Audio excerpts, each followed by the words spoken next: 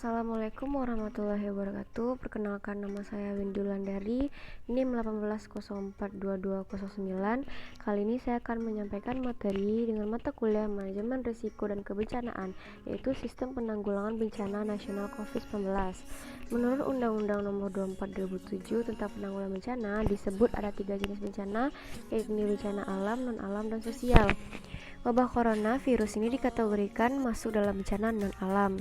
Bencana non-alam diakibatkan oleh rangkaian peristiwa non-alam berupa gagal teknologi, gagal modernisasi, epidemi, dan wabah penyakit.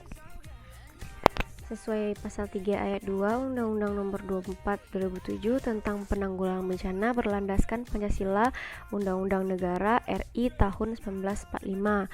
Disebut prinsip-prinsip penanggulangan bencana, yaitu cepat dan tepat, prioritas, koordinasi dan keterpaduan, berdaya guna, transparansi dan akuntabilitas, kemitraan, pemberdayaan, non-diskriminatif, dan non-proletisi. Ini adalah sebuah larangan penyebaran agama atau keyakinan pada saat keadaan darurat bencana, terutama melalui pemberian bantuan dan pelayanan darurat bencana. Berdasarkan kondisi yang terjadi, BNPB menyebutkan bahwa penyebaran virus corona atau COVID ini di Indonesia dapat dikategorikan sebagai bencana yang setara dengan skala nasional. Kondisi seperti ini saat sekarang ini bisa juga disebut bencana nasional. Skalanya setara dengan bencana nasional, bahwa pandemi COVID-19 dinyatakan sebagai bencana skala nasional dikarenakan seluruh usaha, daya, dan upaya pemerintah dikerahkan untuk menanggulangi agar secepatnya selesai. Pemerintah mengerahkan segala potensi yang ada di Indonesia. Undang 24/2007 arahan Presiden, maka pemerintah daerah mempunyai kewenangan untuk menentukan status keadaan darurat, yaitu siaga darurat atau tanggap darurat. Dengan menetapkan status siaga atau tanggap darurat COVID, berarti Pemda siap bekerja 24 jam 7 hari dan mengerahkan segala sumber daya yang ada untuk menyelamatkan rakyat daerah dari penyakit COVID-19. Penyebaran COVID ini begitu cepat karena penularan dari orang ke orang dan lebih dipercepat lagi oleh jangkauan transportasi udara antar daerah dan antar negara atau benua. Karena virus ini belum ada obat dan vaksinnya, sangat penting untuk mencegah perluasan penyebaran virus ini. Ada 4 hal yang bisa kita lakukan.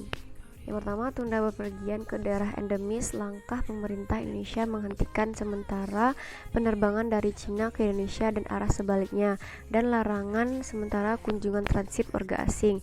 Kewaspadaan ini bukan hanya pada perjalanan internasional, tapi juga pada perjalanan domestik, karena Indonesia begitu luas dan banyak pintu masuk, serta besarnya kemungkinan kasus-kasus tidak tercatat, maka penting bagi kita untuk tetap waspada. Yang kedua, hindari kerumunan orang. Menghindari kerumunan ini sangat penting karena kita tidak pernah tahu apakah seseorang yang datang ke suatu kerumunan terinfeksi atau tidak.